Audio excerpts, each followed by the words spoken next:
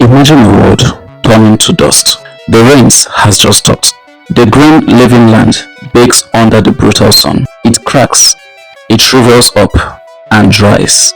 Swallowed by the largest desert on earth, life itself is being squeezed, pushed into a single desperate last stand, a final refuge on the banks of one of the last river. The pressure here is immense. It's about to create something the world had never seen before. This is the story of what happened long before the Pharaohs. This is a story of a river that simply refused to dry. A story of a drought so bad it forced a miracle.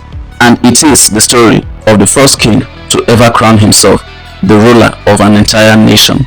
This is not a story about pyramids. This is the story of how there came to be a kingdom that could even dream of building them.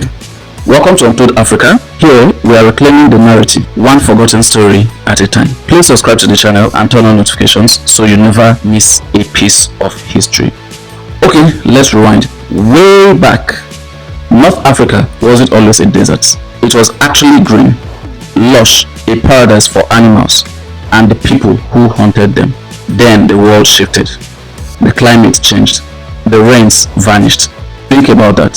Watching your entire world just dry up and blow away. Your lakes, your hunting grounds, everything you know, just gone. Swallowed by sand. Where do you go? What do?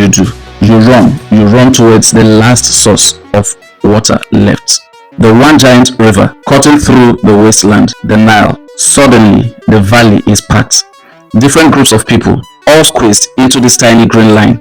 Different traditions, different gods, all thrown together. The tension had to be incredible. It was a pressure cooker and the lid was about to blow. But this river, it was special. It wasn't just water, it was a lifeline, a promise. Every single year, like clockwork, it would flood. It would spill over its banks, and when it pulled back, it left behind a gift. The ancient Egyptians called it Kemet, meaning the black land. This isn't just dirt. This was soil, so rich, so incredibly fertile, it could feed 1 million people. It gave them bread, it gave them beer, it gave them the linen for their clothes. This river was their everything, their highway, their supermarket, their calendar. It was just perfect. But a gift this big needed protection. It needed order. And that was the problem. You see, the Nile naturally created two different worlds. In the north, near the sea, the river spread out into a wild delta, a flat open land of marshes. These people were connected. They were traders. They were ruled by kings who wore the red crown. Their protector was a cobra goddess, ready to strike. In the south, on the other hand, it was a totally different story. A tough, narrow valley, squeezed by cliffs and the deserts. This was a hard country. It created tough and hardened people. Their kings wore the white crown and their protector was the vulture goddess. They were like two different countries, different cultures, different gods, different ways of life. You know what happens when two powerful rivals are forced to live next to each other? Eventually, they will fight, and things were about to get worse. The climate got even drier, resources got tighter, and the pressure in that valley kept building. We know from old bones and graves that this was a violent time. Skulls crushed by heavy stone maces, arrowheads found buried in spines. This was not a peaceful place. From the tough south, powerful warlords began to rise. Kings with names like Scorpion. Can you imagine being ruled by a king named Scorpion? That is not a name you give to a peaceful person. These southern kings started pushing to the north, testing the borders. Little fights turned into bigger battles.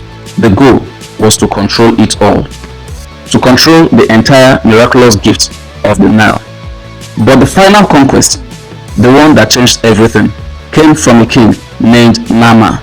And we know his story because he left us a message carved right on a stone slab called the Narmer Palace. This thing is like an ancient newspaper. On one side, Narmer, huge and powerful, wearing the white crown of the south. He is holding a mace, about to crush the skull of his enemy. It's a brutal scene of victory. The South has won. But then you flip it over and the story changes. Here he is, parading in triumph. But look at his head. The white crown is gone. He is now wearing the red crown of the North. This was the genius move. This is the moment everything changes. This wasn't about destruction. This was about unification. He wasn't just the king of the South conquering the North. He was becoming the king of both. He was saying, there are no longer two lands. There is only one, and I rule it. This was the birth of an idea. One land, one king. And then everything exploded. Narmer built a new capital and called it Memphis, right on the border between the two lands. This was a brilliant move. Almost overnight, you have the first national government, the first tax system, the first official army, the first true writing system, the hieroglyphs. The king was no longer just some tough guy with a crown. He was something more, a god king, the living embodiment of a god on earth. For the first time in human history, a nation state was born, a single people ruled by a single king, and the unimaginable wealth of the Nile at their feet. They had everything, and with that kind of power, they would soon look up to the sky and decide to do the impossible. They would decide to build mountains out of stone, to touch the face of the heaven, to become immortal. The age of the pyramids was near. But how does a civilization that just learned how to write decide to build the largest structures on earth? What incredible price did they pay, and what secret did they bury inside? That is a story for another time. If you thought the beginning was epic, just wait for what comes next. Make sure you're subscribed to the channel and hit that bell so you don't miss the next one. Until the next time, thank you and thanks for watching.